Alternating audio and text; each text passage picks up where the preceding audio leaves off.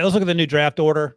I mentioned the Carolina Panthers have solidified the number 1 overall pick, which belongs to the Bears. And in case you're listening, number 2, Washington, by virtue of their latest loss. The Patriots are at 3, Arizona's at 4, the Giants at 5, Chargers at 6, Tennessee at 7, Jets at 8, Falcons 9, Chicago with their own pick at 10. Those are the top 10. And I did an HQ exclusive mock draft this week, Rick. And here's the deal. I had Chicago trading down from 2 to 1 because Washington wants Caleb Williams. How can Chicago trade down from 2 to 1? What do you mean? They go from 1 to 2. Okay. I got my numbers backwards. Washington moves up from 2 to 1. Thank you for and Washington takes Caleb. And then Ryan Poles moves down one more time from 2 to 3. Chicago goes from 2 to 3. So the Patriots can move up and get Drake May before some other team does that. And the thinking here is you double dip on the draft compensation, and you're at 3, so you're getting Marvin Harrison Jr. And the way Justin Fields has been playing, especially in Sunday's game in terrible weather in which he had one of his best passing games, maybe in his career, certainly this season, in addition to the 45 rushing yards, you have him with DJ Moore, and you get a ton of draft picks. Now, when I initially did this Monday for HQ, the draft compensation both times was basically some variation of what the Bears gave up to get Mitch Trubisky in 2017 when they traded from 3 to 2. But do you have an updated version of what you want? And if not, I fiddle with some numbers, and I want to know if you would take this. What am I taking?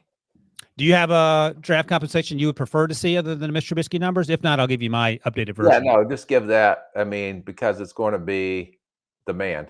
So right. Okay. So here's I'll just skip the Mr. Trubisky stuff. You can look it up if you're dying to know. But I'll tell you what I'm willing to offer you, Rick, as Ryan Poles, if I am Washington and moving up from 2 and want to get to 1. I'll give you the number 2 pick. I'll give you the 41 pick, which, by the way, is the pick you gave us for Montez Sweat, so you get that back. Currently, the Bears don't have any second-round pick. And I'll give you a 2025 first to go up 1 spot. I would definitely consider that. Okay. Because the original Trubisky trade didn't involve any ones being swapped other than the current draft. Like it was some 3rd rounders and a 4th rounder in next year's 2nd, I believe. So that's the consideration. And now to go from, if I'm the Patriots, to go from 3 to 2, here's what I'll give you. I'll give you obviously the number 3 pick. I'll give you the number 34 pick. Then I'll give you a 4th rounder, 103, and then I'll give you a 2025 3rd rounder to go from 3 to 2. Yeah, no, I would consider that too. I mean, you put a lot of thought into that, and you made very strong offers that we will definitely talk about, and I'll get back to you, Mr. Wilson, if we're interested. All right, we got 10 minutes, so don't let the clock run out. And at that point, I mean, you have a boatload of 2s, you have a boatload of 3s, you have a first rounder, an extra first rounder in 2025. You have 2 first rounders this year anyway. There's no excuse that you're not winning 10 games next year. And by the way, it sounds like, according to reports, Matt Eberflus is coming back. Yeah, so you're going to have everything the same. And I think Coach Eberflus should get another shot because the defense has been playing a lot better. And, Ryan Poles, I thought, what Montez Sweat has done has changed the dynamic of that defensive pass rush. Now you get an opportunity, if you're Chicago, to get a playmaker for Justin Fields. I understand that I'm going to have to make a decision on a 5th-year option and look at a potential extension. And I can help the defense where I will be getting probably another pass rusher to go along with Montez Sweat opposite him with the next pick. Well, look down there at number 10 and tell me what you think of that pick. Yes. I mean, I would definitely consider him. Jared Verse, Florida State, number 10 pick to the Bears. So they couple him with Marvin Harrison Jr. and then Montez Sweat. And then I'm going to get another really good player because of the depth of this draft with the Montez Sweat pick. Was that number 41? Number 41 you get back as part of the Washington trade-up deal. Yeah. And so now you have, 2 second-round picks? You don't have a second rounder initially, but you get 2 from the Patriots pick, which is number 34, and then you get back the Montez at number 41. So, now you have number 34 and number 41. Yeah, I'm very excited about that. Dude, there's no excuse. You have to win 10 games next year, and you have to go to the playoffs. That's it, right? Yeah. Oh, yeah. All right, let's go through the rest of this top 10 here since we're talking about it. So Marvin Harrison Jr. feels like a grand slam. Like that's any consideration to trade down a little further to get more stuff, and maybe you take a Malik or a or Dunze? No. Okay. And number 4, Ola Fashanu for the Cardinals. Yes, because if not, then he's going to be gone with New York. And then you have Paris Johnson Jr. and Fashanu as your bookends, and hopefully you're set. I mean, the Giants tried to do that a few years ago, and they weren't set, but that's the thinking. What about Jaden Daniels at number 5 to the Giants? That's where it starts to get a little interesting. Would you take Joe Alt there? I mean, I think Joe Alt comes into consideration. That means you're rolling with Daniel Jones. Yeah, I don't know how they're going to feel about Jaden Daniels. I mean, you made a monster out of him, so but who's your comp for him? Huh? Who's your comp for him? I already told you who it was. Why won't you say it out loud so I can get you on the record? Yeah, the MVP of the league this year. Exactly. That's what I was going to follow up with. He's the MVP of the league. Okay, so I'll take him. All right. So what about if that just happens to play that way, then Joe Alt going to the Chargers?